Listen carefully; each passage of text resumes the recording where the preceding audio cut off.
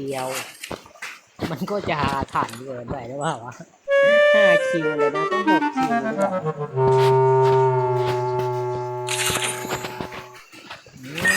แค่นิดเดียวเสีย3 แต้มสบายดีทานผู้ชมมาโกกับข้าพเจ้าอาเตยทีวีซึ่งมื้อนี้เฮาก็มาดินเกมฟรีไฟแล้วเนาะก็มื้อนี้ก็มากับเพื่อนเก่าเนาะหมออุ่ยเนาะหมออุ่ยเดี๋ยวมาเบิ่งกันว่าสิเป็นจะได้เนาะเกมดินที่ยากบวกได้ดินที่คนก็ย่างตายดินคู่นี่คือคนตายไว้มันพลาดเกมแรกมันพลาดตาแรกมันสุดท้ายกันเนี่ยดินคู่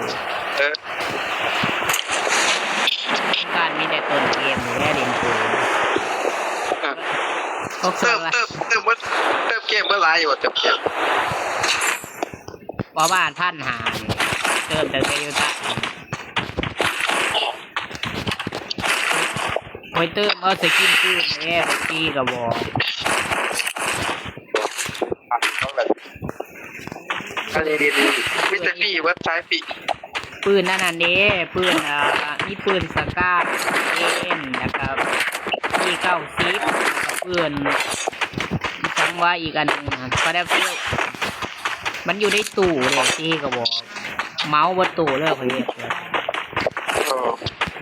คงจะได้มันกระสีอันนี้แล้วก็เลยทำมันเลยจ้า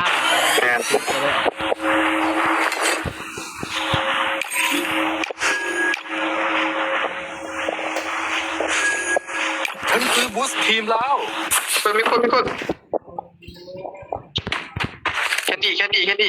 อยู่ส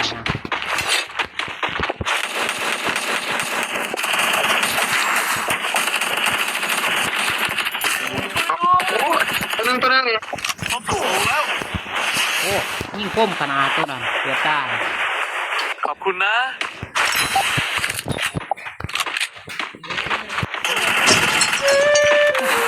ระวังเด้อแลนไปนะ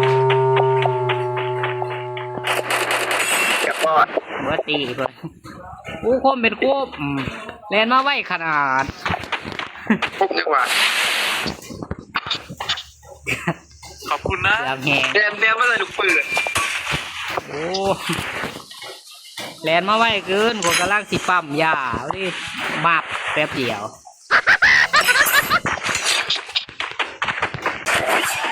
มีตัวอีก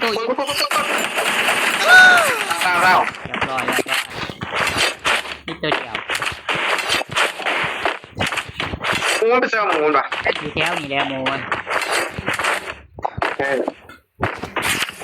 โมนนี่อยู่แถวใกล้ๆกันเลยปลาที่อยู่ใกล้อยู่เว้ยเพราะว่ามัน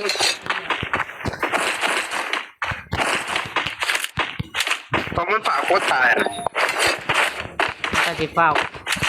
มันก็สิโมนสิออกกันแล้วโคตรตายที่กูสิซุปนี้มันก็ว่าดิ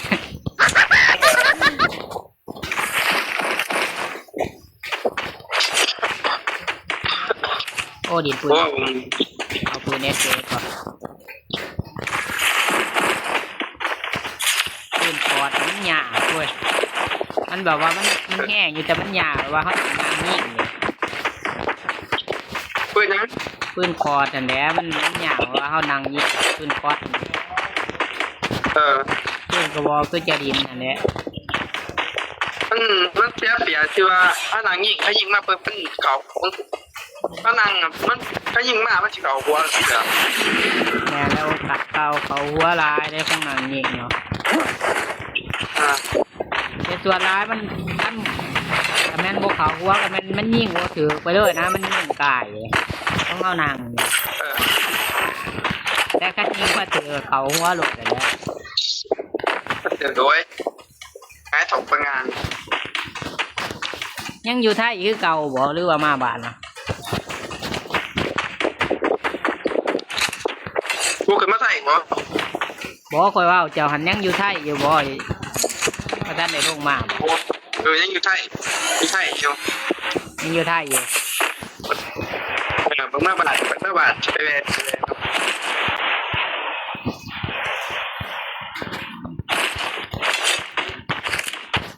สัญญาณ าวมีโตอยู่โอ้เส้นนี้มีปากว่ามีโตปากเลยนะ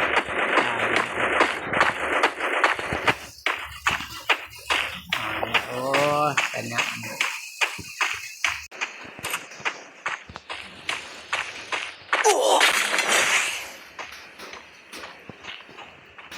I hope this battle is as real as it feels.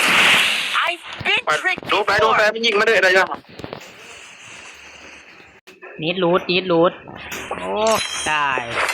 มันเปิดนิด มันเปิดข้างแสงเนาะ สงสัยมันเปิดให้นิดรูดบ่จ่าย เปิดข้างแสงเนี่ย ข้างแสง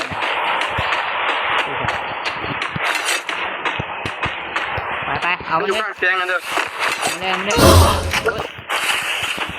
มันบ่ได้อยู่ข้างแสงว่ะ โอ้ยสองตัวมันมีตัวหนึ่งรอบตัวไก่ มันแดนเข้าไปในข้างแสงแล้ว มันตัวหนึ่งมันตอกแต่ว่าตัวหนึ่งมันตอก โอ้ยบ่ตาย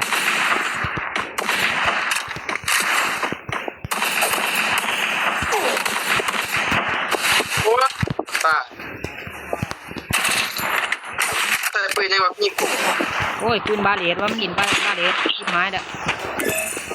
รู้ไอ้วอมาแล้ว โอ้ยเจ็บไปตัวแดนมากเจ็บนักตัวแดนมาก เดี๋ยวปรับยาอยู่เจ้านาตีสิตายเลย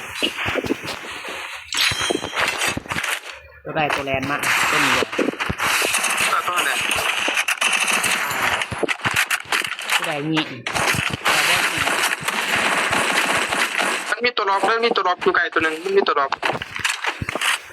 อยู่ในบ้านน่ะล้างเขาโอ้เรียบร้อยอยู่ข้างล่างสไลด์นะเอ้าคอยว่าแต่เจ้ายิ่งเอาคิ้วมันโมแมนบ่มึง พอ สิแม่นบักนันนั่นแหละคือ มีตัวรอบนะ น่าจะบวก ตัวไก่ไปแต่ว่าตัวไก่ไปแต่ว่าตัวไก่ ตายแล้วตัวอยู่ข้างแสงเนี่ยเหลือตัวนี้แหละเขาหัวเลยเพื่อนโอ้ชาวา ฟุ๊บ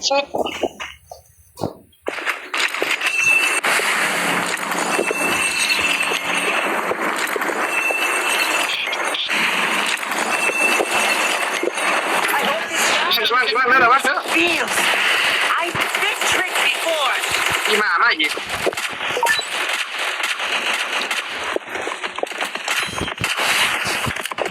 ผู้ใหญ่สั่งก็ได้มา ต้องมีปืน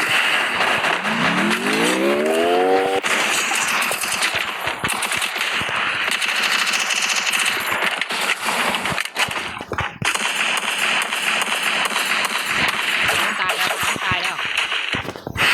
ายปะระวังมีแก้ม3 ปีแล้วเธอระวังเนอะไปขับบ้านกัน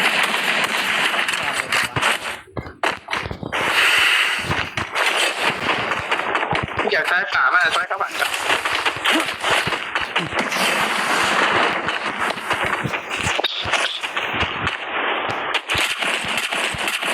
น็อกตัวนึงไอ้บ่ขาวไปไอ้บ่ทุกคน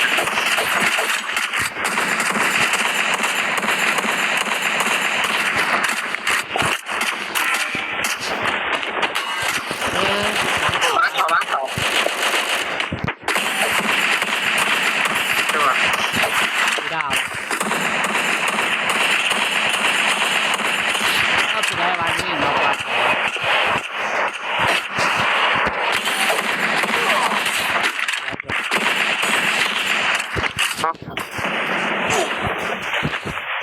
นี่เอามันมีหมูมันดีวะมันมีหมูมันเด็ก เนาะ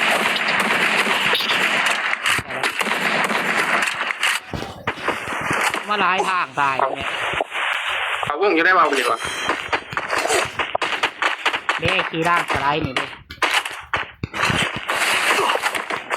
มีกดขี่ลากสไลด์ไปวะ โอ้เห็นว่ามันใส่โต้สองคนแดนชาวบ้าน แลนเขาลูกเลยนี่แลนเขามาตู่อันนี้มาตู่ข้างแขนนี่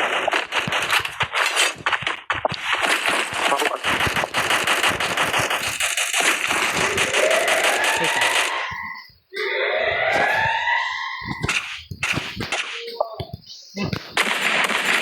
มันบอกมันแดงขึ้นไปมองลากสไลด์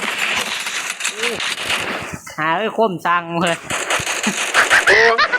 เจ็บ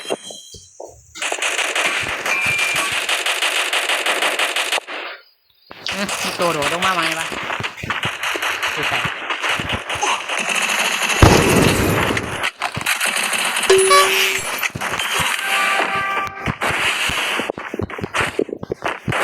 บอกกันทางบริษัทนี้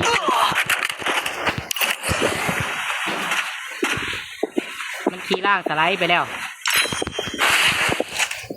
ตัวขี่ล่างชนะมันตายแล้วพายิงมันแต่ บแมนมันขี่ไปไหมมึงนึงอีกตัวนึงแมนเลย วงก่อนกับวงก่อน ไปแลนเขาวงเลย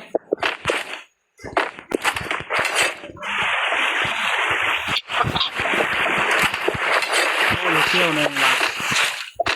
ตัวกินต้นขวามือ อยู่น้ำเจ้าน่ะอยู่น้ำเจ้าน่ะ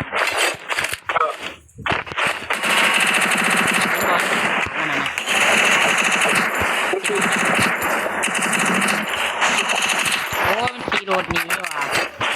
ช่วยนี้ขี่ใต้เดี๋ยวขี่รถหนี้จบ อันเดียวแรกใจ ชัวเกินสงสัยแปลกคนอื่นเอาคิ้วเซยนะคือโอ้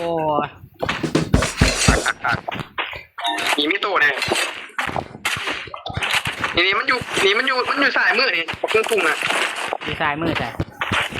มีตัวนาอย่างนี้ตัวนาเหรอ ไม่นี่บอกเอ้า มาเที่ยวเขาหัวป้า โอ้หมักตุงมันเฮ็ดเปลี่ยนแล้ว ตุ้งก็เจ็บแน่งละ หมักตัวยิ่งมันเกือบตายมาเรื่องเงินแหละ ยังไม่ได้มากันเลิกตุ้ง โอ้ยิ่งหายแหละ โอ้เสียเรียมตุ้งไว้ภาษีเป็นงัดหัวขาดตัวเทียนเล่าก่อนเนี่ยโอ้ย ตัวตึงตายเนี่ยเหลือแต่ไกลหน่อยๆมันนี่มันนี่โอ้ย ภาษีดูซ่องภาษีดูซ่องงัดหัวเลยมันงัดก่อน หมักตุงเว้ยมันสุดยอดแล้วหมักตุงไปจนมันจนดังเนาะในคลิป เดี๋ยวหาคน มันน่าจะมีคนเป่าตู้ว่ะเดี๋ยว3 คน โมมี่หรอ ยูหันเลยมักตุงยูหันนะบัด2 ตัวยังอยู่ ตุ้งเลยมันตัวหนาในสายมือตัวหนาถูกรักกันเลยมันกระตุกม้วนไปอ่ะอย่าเบี้ยซูเปอร์หายอย่าเบี้ยเตะใส่กระซังมันโอ้ไปรักมันหนวดรักถุง เอ๋มันบอกยังว่ามันอยู่ตู้ไม่บอกเงินตู้กันขึ้นมาแล้ว เอาตัว แมนมาแล้วเด้มักตุง แล้วโดดใส่กระซังเลยไปยิงกระโดดไปยิงกระโดด ยิงบ่ได้นะจังหวะบ่ได้ไม่แตกมันเข่าไปแน่นั่น เขาไปแอบได้ครับนะ สเตปดีขนาดวะ เชี่ยเอามูหยาเองเอามูหยาเอามูหยา โอ้ใส่ที่สุดที่3กับอดีเลยนะ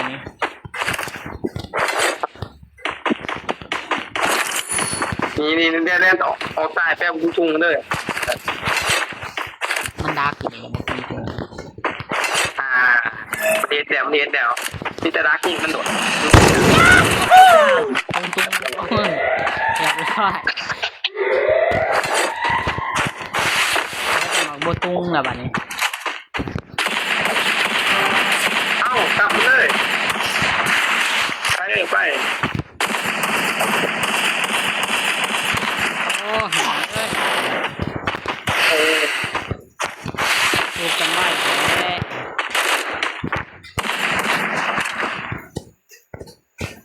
วงก็เสือกไปอยู่ฝั่ง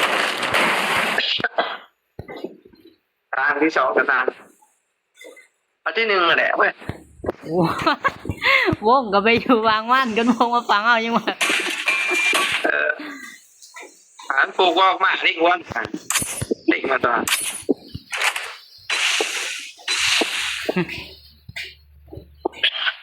โอ้มันมีโยนเราไปใช่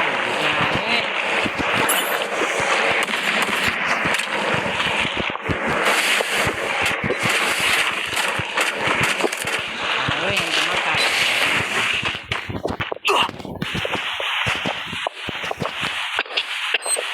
โอ้ระเบิดโอ้ หลอด โอ้ตายหมอดีกว่าโอ้ตัวไม่ยิงตายหมดดีกว่า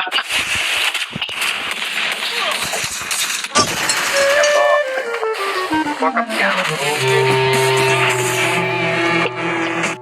โอ้มาสิเอาเหรียญทองเลยบ่ได้เหรียญทองเนาะ แต่ก็เหรียญทอง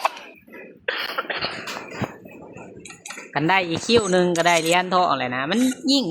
สาหลายเน้องบ่ทันมันเว้ยมันล้มปั๊บมันก็สูบปึ๊บเลยเว้ยมันแบบ บอกเท่าไหร่ บวก41 โอ้หาเจอปุ๊บ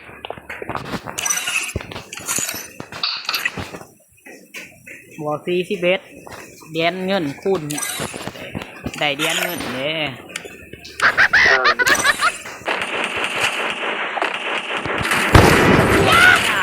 นี่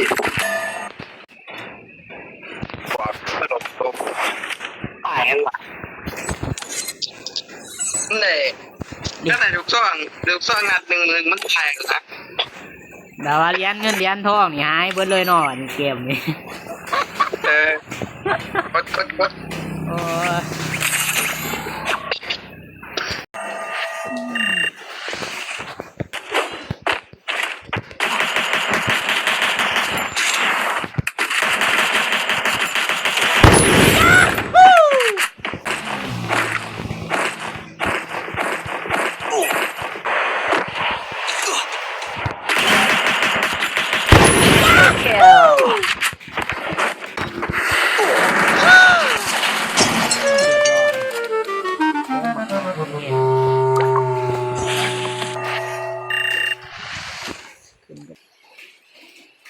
โอ้เสียเหรียญเงินไปหลายเกมกันโอ้อันนี้เรียนกันด้วย1 2 3 4 5 6วัด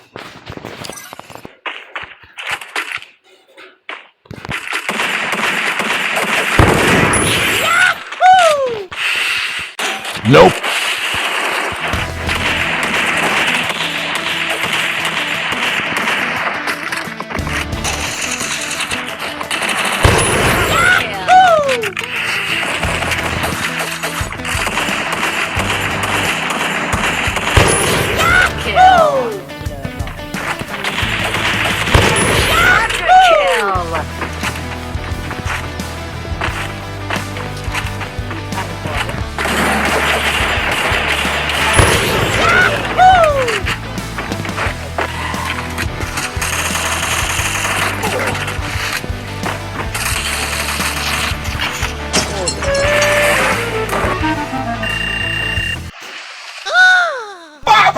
เดียวมันก็จะหาฐานเกินไปหรือเปล่าวะ5 คิวเลยนะต้อง6 คิวเลยว่ะ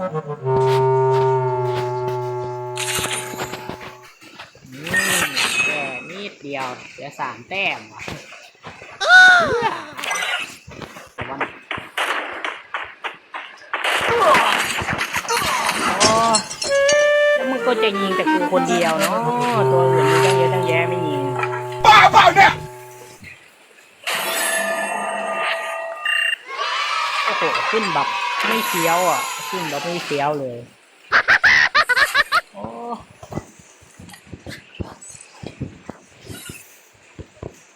หลังจากนี้มันไปเท่าไหร่อ่ะ12,000เนี่ยเห็นไหมโอ้ถือว่าสวยเลยนะภาพสวยแคปหน้าจอแป๊บหนึ่งแป๊บเรียบร้อย the leader of the ไปแล้ว pack. นะพ่ายบ่ายเราขอตัวไปดัน4-4ละบัตรดัน4-4ก่อนรอมันรีแต้มแล้วค่อยมาดันแรงใหญ่นะเพราะว่าผมว่าดันยังไงก็น่าจะไม่ทันอ่ะตั้ง10,000แต้มอ่ะดูดิไม่ใช่10,000แต้ม12,000อ่ะถึงจะขึ้นแอนนะไม่ทันแน่นอน